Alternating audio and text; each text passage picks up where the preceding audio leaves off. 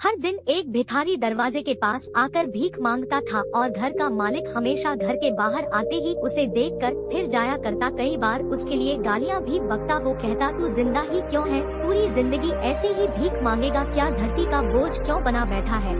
और कभी कभी उस भिखारी को गुस्से में वह धक्का भी मार दिया करता। इतना कुछ हो जाने के बावजूद अधिकारी के मुंह से सिर्फ यही निकलता कि भगवान तुम्हारे पापों को माफ करे। एक बार सेठ को धंधे में बड़ा नुकसान होने की खबर मिली। सेठ बहुत परेशान था कि तभी उसके दरवाजे पर वही भिखारी आया। गुस्से में अपना आपा खोते हुए सेठ ने उस भिखारी को पत्थर दे मारा। पत्थर लगने के कारण भिखारी का सर फूट गया और उसके सर से खून बहने लगा। फिर भी दर्द से कराते हुए भिखारी ने इतना ही कहा, भगवान तुम्हारे पापों को माफ करे। भिखारी वहाँ से चला गया। सेठ सोच में पड़ गए। भिखारी को पत्थर मारा फिर भी उसने सिर्फ प्रार्थना की। सेठ का गुस्सा शांत हुआ, सेठ का मन शांत हुआ। भिखारी का रहस्य जानने के लिए सेठ ने भिखारी का पीछा करना शुरू कर दिया। भिखारी जहाँ जहाँ जाता सेठ उसके पीछे जाता। सेठ ने देखा कि कोई उसको खाना देता, कोई उसको मारता, कोई अपमानित करता तो कोई गाली देता। लोग भिखारी के साथ चाहे जैसा व्यवहार करते, लेकिन भिखारी सबके लिए एक ही प्रार्थना करता, भगवान तुम्हारे पाप माफ करे। अब रात होने को आई थी। भिखारी अपने घर जाने के लिए लौटा। वो अपने घर पहुंच गया, लेकिन सेठ अब भी उसका पीछा कर ही रहा था। एक पुरानी टूटी हुई खटिया पर एक बूढ़ी औरत लेटी हुई थी, काफी कमजोर और बीमार लग रही थी। वह भिखारी की पत्नी थी। अपने पति को वापस आता देख वह खाट से उठ खड़ी हुई। पत्नी ने अपने पति के भीख वाले कटोरे में देखा, उसने सिर्फ आधी बासी रोटी थी। उसे देखकर वह बोली, आज बस इतना ही मिला और हाँ, आपके सिर से खून निकल रहा है, ये चोट कैसे लगी? बूढ़ा भिखारी बोला, आज बस इतना ही मिला, किसी ने कुछ दिया ही नहीं, सब ने गालियाँ दी और एक नए पत्थर भी फेंकना, इसीलिए मेरा सर फट गया। एक गहरी ठंडी सांस लेकर बूढ़ा भिखारी फिर से बोला, यह मेरे ही पापों का फल है।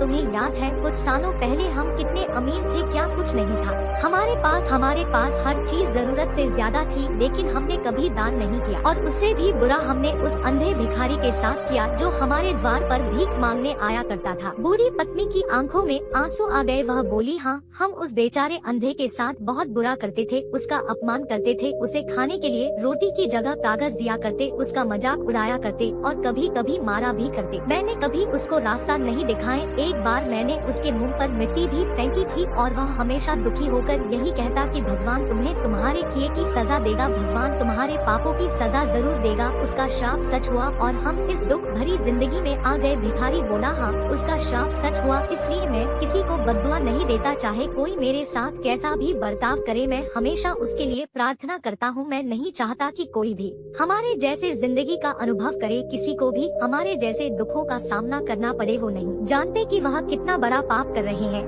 इसलिए अनजाने में हुए पाप की ऐसी सजा किसी को भी मिले, मैं नहीं चाहता। सेठ वहीं पर छुपकर यह सारी बातें सुन रहा था। अब उसे सब कुछ समझ में आ गया था। भिखारी और उसकी पत्नी ने वह आधी रोटी मिल बांट कर खाएं और भगवान को धन्यवाद बोलकर सो गए। अगले दिन भिखारी फिर से भीख मांगने गया। सेठ के घर के पास जाते हैं। सेठ ने पहले से गरम रोटी या उसके लिए निकाल कर रखी थी। उसे देते हुए सेठ विनम्रता से बोला, माफ कर दीजिए बाबा, उसे बहुत बड़ी गलती हो गई। बूढ़ा भिखारी बोला, भगवान तेरा भला करे। इतना कहकर वह आगे निकल गया। इस कहानी से जो सीख लेने लायक है वह बड़ी ही सिंपल है कि आदमी चाहे किसी के बारे में बुरा कहे या भला करे, लेकिन भगवान सिर्फ कर्म के हिसाब से उसको फल देता है। क्या हुआ अगर भगवान नहीं दिखता है, लेकिन यह बात बिल्कुल सच है, उसके खाते में सबका हिसाब बहुत बहुत पक्का होता है। इसलिए जब किसी के लिए कुछ भी करो तो अच्छा ही करो। गाइस, आपको स्टोरी अच्छी लगी हो तो चैनल को सब्सक्राइब करके वीडियो को लाइक कर दीजिए और हाँ, जाते जाते इस वीडियो को कहाँ से देख रहे हैं कमेंट बॉक्स में जरूर बताना।